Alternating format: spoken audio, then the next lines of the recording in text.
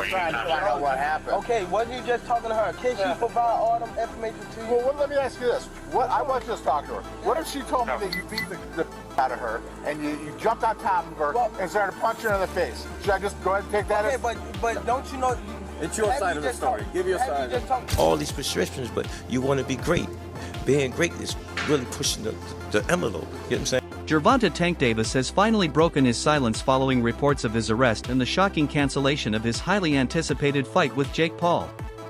The once explosive buildup has taken a dark turn as Davis becomes the subject of a new civil lawsuit alleging serious domestic violence incidents.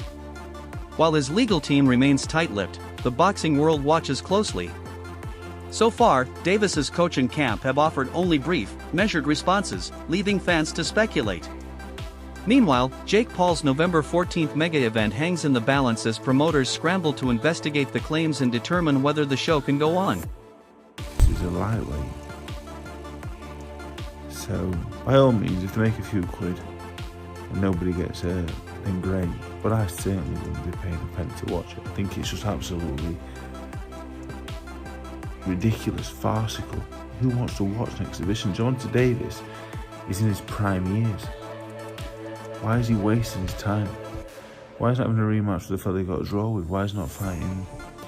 Why is he not going up a way and fighting Lopez and Garcia's and them fighters? Why is he fighting Jake Paul in an exhibition? I get the money's great, but he's in the prime years. This is his best year. This is where he can become. Maybe you don't want to be an all-time great. Maybe you don't want to do all that. So maybe just. According to court filings in Miami-Dade County, Davis faces accusations of battery, aggravated battery, false imprisonment, kidnapping, and intentional infliction of emotional distress, a list of charges that could severely impact his future inside and outside the ring. Though the case remains a civil action for now, the allegations alone have sent shockwaves through sports media. As of this moment, no new criminal charges have been officially filed in connection with the complaint, but the weight of public scrutiny is already immense. WBC lightweight world champion Gervonta "Tank" Davis was arrested earlier this week for closed fist slapping his daughter's mother. What's a closed fist slap? Is it like this? Bro, you can't be closed fist slapping women. You can't be slapping women at all. But don't you know your hand is like Thor's hammer? Bro, you can go to jail for even flicking somebody, man. Don't you got a fight coming up? Or are you trying to ruin your career? So far, Davis himself has avoided making a detailed public statement. His camp seems determined to control the narrative carefully. His coach, in one of the only public comments, simply said Davis is doing great and that they are trying to figure out what's going on. The vague tone of that response only fueled speculation. Meanwhile, Most Valuable Promotions, Jake Paul's company, has confirmed it has opened an internal investigation into the matter. Their official statement condemned any form of violence, emphasized the importance of due process, and promised to make a decision once all facts are reviewed. This means the fight technically remains on the books, but insiders report otherwise. Sources close to the event claim the November 14th bout has already been quietly cancelled, not postponed. Sports journalist Dame Mara posted on X, saying, "I'm about 80% sure the event's off." Originally scheduled for Atlanta's State Farm Arena, later moved to Miami, the bout had all the makings of a blockbuster, a perfect blend of old-school boxing prestige and new-age viral spectacle. When a fairly novice Jake Paul made a wish list of future opponents, and right in the middle of that list was Gervonta "Tank" Davis. Many laughed at the time, and some still can't believe we're here. But these two young men are the face of boxing for Gen Z and Gen Alpha. They are the two biggest boxers in America, and they are putting it all on the line. One has the speed, the skill, the accuracy, and the one-punch knockout power. The other has the size, the force, and the unbreakable confidence to make this must-see Netflix. The size difference is... The matchup between the two stars already had fans debating rules and fairness. Davis, a lightweight champion accustomed to fighting around 135 to 140 pounds, was set to face Jake Paul, who regularly competes near cruiserweight. The fight contract revealed an upper limit of 195 pounds and 12-ounce gloves, tilting the physical balance toward Paul. Davis questioned the setup publicly, calling out the size difference and the entertainment-driven nature of the bout. Despite controversy, the fight promised massive attention, the type of crossover event that could define boxing's modern era. I want to watch is Tank Davis versus Jake Paul. I want Tank Davis to knock his block off. I'm sick of the Paul brothers, both of them. I can't stand either one of them. And I know I'll get pounded with emails. He's just jealous. No, I'm not jealous of them. I could care less how much money they make. I don't like their attitude. I don't like the way they conduct themselves. I don't like the way they think. You know. Online, fans were divided. Many accused Davis of chasing money over legacy, claiming he was dodging elite challengers like Shakur Stevenson or Teofimo Lopez in favor of a celebrity matchup. Critics argue that Tank's decision reflects a growing trend in boxing where fame and pay-per-view numbers overshadow sporting merit. Yet supporters point out that fighting Jake Paul could elevate Davis's name to a new global audience, bringing fresh eyes to the sport and expanding his brand beyond boxing purists. Never fight no Shakur Stevenson, no Keyshawn Davis, no Teofimo Lopez, none of them dudes. You know what I'm talking about? We gotta think and look at Tank Davis's whole career. He done made some bread, but at the end of the day, all that bread that he made, when it's all said and done, he ain't gonna get no respect from his peers, because we gonna look down his resume and we gonna be like, he was trash, he was some trash, he was some trash, he was alright, but he was never like that. He was okay, he was some trash, he was some trash, he ain't. It's worth noting that Davis was initially expected to rematch Lamont Roach, after their first meeting ended in a controversial draw. That fight was meant to settle unfinished business and solidify Davis's dominance. But once the Jake Paul offer appeared, reportedly worth $50 million, priorities shifted fast. The allure of a record-breaking payday and global exposure proved irresistible. Even analysts like Stephen A. Smith acknowledged the new reality of boxing: legacy fights are often sidelined for high-profile crossovers. For Davis, this wasn't just about money, it was about seizing a once-in-a-lifetime platform to connect with millions outside the traditional fight fan base. Division where he's got killers all in his division, you know, Shakur, Haney, who's 147, you know, you look at Teo, for example, Keyshawn, and then you choose to fight someone like Paul. Surely that's a concern when you do look at it like that. Yeah, but again, it's the well-being. If you can get a huge amount of money to fight someone who's never boxed really before, you're going to do it. You know, Floyd Mayweather boxed Logan Paul with a huge weight disparity. He was done by then. He was done. Like, this is an active world champion. But it's the well-being. Yeah. And that's the truth. You know, when it comes down to it. It's just like Conor McGregor fighting Floyd Mayweather. Two completely different sports. Was the biggest pay-per-view in recent times, wasn't it? Maybe if ever. Those are like different comparisons, though, if you think about it. Do you not like? Yeah, but the sport's in a wild place, isn't it? That's just, like, I'm just like the reality of where we are, you know. And I can't really say much when we're talking about Jake Paul fighting Anthony Joshua at the same time. Yeah. You know. Do you think Tank should get stripped of his title? Yeah, I think anyone who, just in general, doesn't defend their title to do something else should get stripped, because it shouldn't hold the belts up. You know, in any, like, I think that should be the reality in anything. You know, if you're not going to defend your belts, or you're not defending, sometimes there's the rules. Obviously, if you fight for a belt at a higher weight, you can retain the belt until there. But if you're not, don't have intention of defending the belts, you shouldn't hold the belts up. People should get the opportunity to fight for them. What happened with the failed negotiations between AJ and Jake Paul? I think anything's still possible. That was always discussed for next year. You know, this fight's November, early part of next year. Former world champion Carl Froch didn't hold back. He called the entire situation an absolute joke. Froch revealed that Jake Paul was this close to signing a fight with Anthony Joshua, a deal that was 99% done, before pivoting to Davis instead. For Froch, the decision was proof that Paul seeks maximum publicity with minimum risk. He questioned the logic of fighting someone half his size rather than testing himself against true heavyweights. His blunt criticism echoed a growing sentiment in boxing circles, that Paul's matchmaking is designed more for clicks than competition. But the fight against Jake Paul ain't going to happen anyway. It ain't going to happen. We can all believe it, Jake Paul. Eddie Hearn said it's 99% done. Because you know what? Jake Paul's done a great job in hustling Eddie. Yeah. He's going to get so either Eddie's in on it or he's like this young man hustling. Yeah. And so the kids kidded the kidders.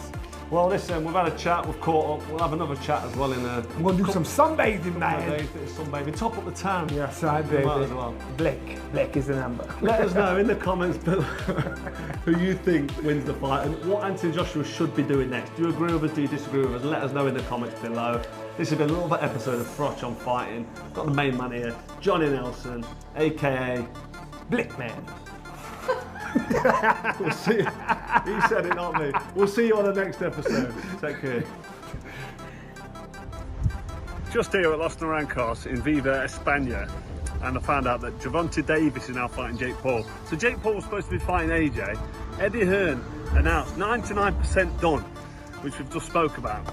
What next for AJ? Potentially Jake Paul. But it now looks like that Jake Paul is fighting one of Anthony Joshua's legs. He's fighting Gervonta Davis, somebody who's a quarter of his size. I don't even know what's going on. Has Eddie Hearn been...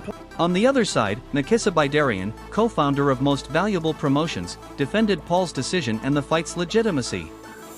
He argued that Davis's skill set and knockout power make him dangerous regardless of size, and insisted that Jake's catchweight demands were about experience, not fear. Bidarian also revealed that the Davis matchup wasn't a spontaneous idea, it had been in development for years. Originally, Jake's team pursued a bout with Canelo Alvarez, but when that deal fell through, the path to Tank opened wide. According to Bidarian, Davis himself had long wanted this fight. They're gonna happen November 14th. Whatever weight they want, man, they're talking about it, and whatever it is, it's gonna be a definitive outcome. People can talk about pro, exhibition. We're gonna make sure this is as real as it's real. Why was it, just out of curiosity, why is it not a professional bout and why is it an exhibition? Because I'm sure Jake would have taken the professional bout. Nothing's been communicated as yet in terms of what it is, right? Similar to, if you remember with Paul Tyson, when we announced it, we didn't have the weight, we didn't have the rules, particularly in terms of the number of rounds, the minutes, the gloves. It's gonna be the same thing here. Gotcha. Can you just offer us any insight as to how these negotiations went? The reason I ask is because I remember back in March, I was at Tank's fight, and after his fight in his press conference, he was asked, next opponent. He said, well, my next opponent might have been in my locker room tonight, and people asked him, was it Jake? He made reference, he made allusion to. Has this been an ongoing thing, and has it ever, been at a point where it wasn't gonna happen and came back, or was this always the plan? Always been the plan for Jake to fight Tank once Canelo didn't happen. And to Tank's credit, he's a real bad dude, and he's been calling out Jake for 3 years. And people, it's funny how now they're saying size matters, Jake is big, and for so long it's been Tank would kill Jake Paul. Bidarian went on to break down the dynamics. Jake Paul's height, reach, and weight advantage were undeniable.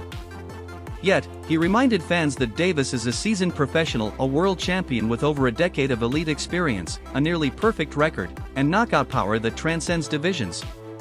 Davis's adaptability, timing, and ring IQ, he said, could easily neutralize Paul's physical edge. For Nakisa, the fight represented a fascinating collision between raw power and refined precision, a test of whether internet stardom could truly match world-class skill. Obvious, but so is the skill and experience difference. One man has been doing this for 23 years, since the age of 7. The other picked up the sport 5 years ago and has virtually no amateur experience. So the size difference is what makes this plausible. The king of the jungle here is Tank Davis. He is the lion taking on the young elephant that is Jake Paul. The lion is looking at me like he's about to eat me. The lion is fast, he's fierce, and he's fatal when he strikes. But the young elephant is big, powerful, and hard to knock down. And come Friday, November 14th, the jungle will be set in tropical Miami, Florida, and the world will be watching. Joe Rogan added his perspective. While acknowledging Jake Paul's role in rejuvenating boxing's mainstream appeal, Rogan questioned whether Paul was ready for a real fighter in his prime. He noted that Jake's biggest victories came against faded legends or crossover athletes, not active champions. Rogan described the Davis bout as a reality check, where no amount of marketing or followers could shield Jake from the consequences of a true puncher's power. Still, Rogan gave Jake credit for courage, calling the fight a bold step into deep waters. Fights like, what if Jake Paul knocks one of them out? Like, what if you get a guy that like hasn't been tested and maybe has some promise and maybe gets wrapped up in the hype and maybe gets a little nervous and this is his first chance at a big show, and Jake Paul can crack. Yeah. 100%. That knockout of Tyron Woodley is legit as fuck. He can crack. But Eddie's point in that interview, and I think the point that just about every boxing aficionado would say, is that Tyrone. Two-division world champion Paulie Malignaggi echoed that surprise. He admitted he never saw this coming. To him, the matchup was bizarre but undeniably attention-grabbing. He praised Davis's legendary career, his dominance, knockout artistry, and influence on the sport, while admitting that the size disparity made the matchup unpredictable. Malignaggi noted that regardless of the controversy, Davis's legacy was already secure. The fight only added another dramatic chapter to his story. Because he's the bona fide world champion. I don't care if he's much smaller. I think Jake Paul has sort of plateaued as far as where his boxing is concerned. It's rather low level. Yeah. He's big, he's physical, he's strong, he can hit. So there is that risk. Davis, at lightweight, you're in a moment where it's too physical for you. You can clinch. Against the heavyweight, where you clinching? You ain't getting out of that corner just clinching anymore if you run out of space. You know what I mean? So it's interesting. But Davis, listen, there's a lot of talking points that I'm sure we'll get into when this gets closer to the fight. Davis can still punch at lightweight, can drop a heavyweight. There's a lot to gain there, right? If Davis knocks... The answer is yes. If Davis drops Jake on his ass, as much as Davis is the one with more to lose, it's still a highlight moment. A visual that will stay forever. Yeah, but if you get dropped, even if you're smaller, you're still a world champion in multiple weight classes. If you get dropped, what's the look? What's the feel? On the inside, as boxers, me and Chris Aldrey, the champion, even you, Jimmy, you have fight experience, so we know that the risk is a big guy that big hits you. You're probably going down if you're a small guy, if he hits you clean. So we know the risk, but how does it look to the public eye who don't understand that? You know what I mean? The public. So there is a lot to lose, though. There's a bit to gain. I wouldn't necessarily have an issue with this had Davis's career arc been one that benefited boxing. Davis was manufactured and put into a position where he's supposed to benefit boxing, and I don't think he has. I think he's hurt boxing. So by giving him this reward, that's my problem. Why are we watching this? Why don't you... But not everyone was optimistic about Jake's chances. One of his former sparring partners issued a harsh warning: Jake has never felt power like Tank's. He claimed Jake's prior opponents couldn't compare to Davis's explosiveness. According to him, Davis doesn't just hit, he destroys. He predicted that Jake's confidence, built on wins over retired fighters and MMA veterans, would crumble once he faced Tank's precision and aggression. The sparring partner ended his comments bluntly: risk has a limit and Tank Davis is that limit. And every single time, people said that Jake would get finished or he would lose a fight, he obviously proved everybody wrong. But I genuinely believe this time, I think that, with Gervonta's boxing IQ, and him having Jake come down a little bit in weight, I think Gervonta will beat him, honestly. I think Gervonta will hurt him. I think he'll just use IQ. He'll tire him out a little bit. And, I think he'll land. Gervonta knows how to touch his opponents. But it's interesting because when Floyd fought Logan, the size really, really made a big, impact. And you saw Floyd struggle, against a big, Ohio corn-fed, wrestling strong dude. And, I've sparred Jake and Logan before, and they train hard. You're big and Tank by knockout? Look, I sparred them years. Meanwhile, Daniel Cormier, the UFC legend turned boxing analyst, offered a more balanced view. He acknowledged that Jake Paul has become a genuine force in the combat sports entertainment industry. Cormier cited Jake's Netflix fight with Mike Tyson as a turning point, a blend of spectacle and sport that brought new energy to boxing. He argued that while traditionalists may hate it, Paul's influence has undeniably reshaped the industry, bridging gaps between social media and legitimate athletic competition. Big numbers. Jake Paul fought against Tommy Fury. Big numbers. Jake Paul, who I believe and I have told you guys this time and time again, he's much better than people give him credit for. One, Jake Paul is not an amateur fighter, like some try to say. Jake Paul has money, so Jake Paul is getting trained by the best boxing coaches that money can buy. He's full-time boxer. There are a lot of people that say he may do some other stuff. I don't know who he was gonna fight that was saying that he was juiced up and he was ignoring him. Or was it Logan Paul? One of them. But at the end of the day, this kid's training to be the best fighter in the world, or the best as he can be, and he understands what losing would do to the perception of who he is in fighting. We were yelling so much about him fighting someone. Fight somebody your size. Fight somebody, a real boxer. Stop fighting MMA guys. There were so many things that people were mad about in regards to his level of competition and the people he was competing against. Well, today we learned that Jake Paul has his next opponent. His next opponent is by far the most credentialed guy. Now, with lawsuits, cancellations, and controversy surrounding both camps, one big question remains: is the Jake Paul versus Gervonta Davis fight truly collapsing due to low demand, or is this all a calculated business move? Whatever the answer, the story has become bigger than boxing. It's a mirror of the modern fight game where fame, power, and scandal collide in real time.